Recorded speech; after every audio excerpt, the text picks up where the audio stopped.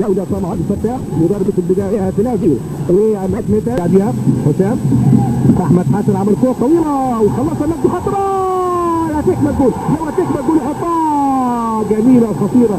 هتفكرنا بايه كلنا مع بعض في نفس اللحظه بنفتكر الجول بتاع الخطيب الجول بتاع النجم جت الله والله لو جت والله لو جت دي كان هيبقى جول العمر.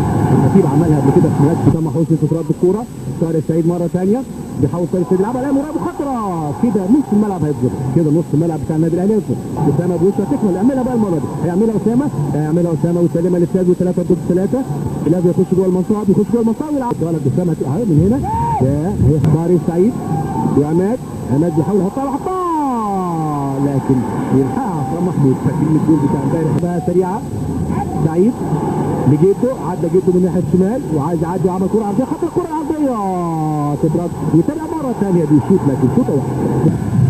والجمعه يلعبها واد هتاخد الوانتو حلو قوي اتعملت ده بوش بيحاول يكمل في منطقه الخطوره دي تكمل يلعبها على طول الفكره بوجلبان يلعبها انيس فلافيو على الامن القريب وهي خطره هي دي على الامن القريب. فلافيو حافظ امام راح صح. شوف الراجل بيسحب نفسه ازاي يعني يا جماعه مش من فراغ ده راجل واضح ان هو ما جابش في دماغه زي ما هو عاوز او ما لمستش في دماغه. شوف فلافيو هاتي خد يعني دي جدا هي كوره بنشوفها هنا بالعرض دي اللي بقول عليها اللي بره كانت تبقى خطيره. في سيطره من النادي الاهلي مع بدايه الشوط الثاني.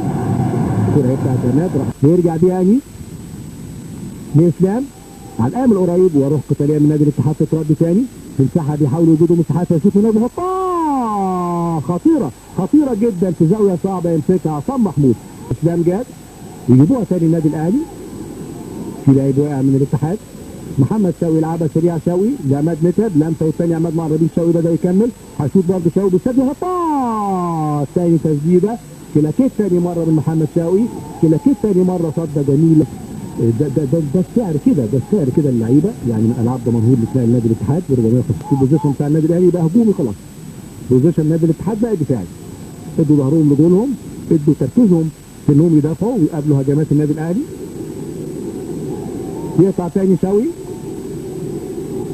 بيستلم ويسلمها شوقي هاتوا خد مع عماد متعب هاتوا خد مره ثانيه فلافيو عايز يستلم ويلف ويحطها تتردوا خطره جات له. شوف شوقي فين شوقي بيسمع الكلام راح كمل الناحيه الهجوم. محمد يونس يردها يونس في هجمه مرتده لو اتعملت هتفرق كتير. الهجمه المرتده اليماني بيستلم اليماني ويرجع بيها مره ثانيه اليماني بيهدى يحاول يضم لجوه من مسافه بعيده وبالسادس بيحطها مسافه بعيده وشوطه جامده لكن بعيده قوي.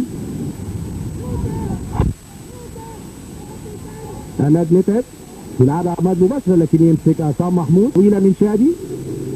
فلافيو وعماد في نفس المكان فلافيو بيوسع نفسه فلافيو رايح بيحاول يشوط من مسافه بعيده. ده الموقف هو اللي بقول لحضرتك الاثنين رايحين ورا مباراه متوسطه او اقل من متوسط من الناحيه الفنيه.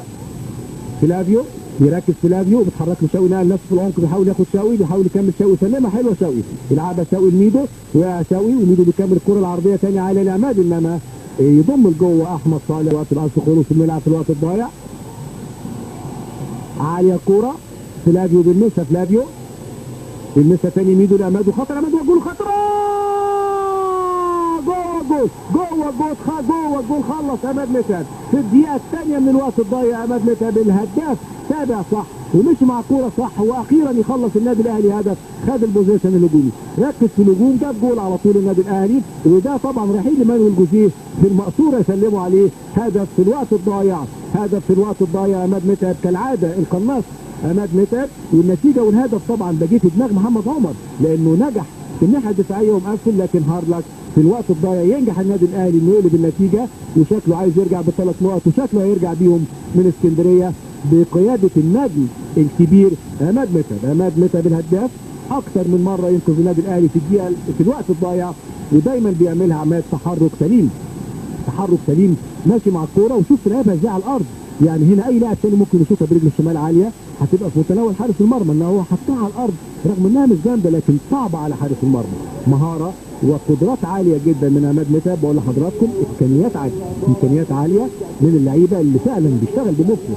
يعني احنا شايفينه هو راح بيجيبها بيلعبها جول لكن اتحرك ازاي يعني دليل انه شايف الكوره دليل انه واخد الحاسه بتاعته مظبوط وضع تشريحي صح شوف نقل نفسه ازاي، عارف انها تلعب له هنا، يقدر ممكن يقف في مكانه، ممكن يروح في مكانه، ولاعب تاني ممكن اهو شوف عماد رايح ضرب الثلاثه بالجاريه، يعني نقل نفسه اتحرك بالجاريه، الجاريه بتاعته ضرب الثلاثه عداهم، بعد كده امتصاص وحاططها بالراحه، دي مهاره، في لعيب تاني يشوفها جامد تعلى منه، انما حاططها على الارض بيسموها ايه؟ البلايند سايد. البلايند سايد يعني الجانب الاعمى حارس المرمى، المنطقه دي حارس المرمى مش شايفها على بال ما ينزل لها ما يقدر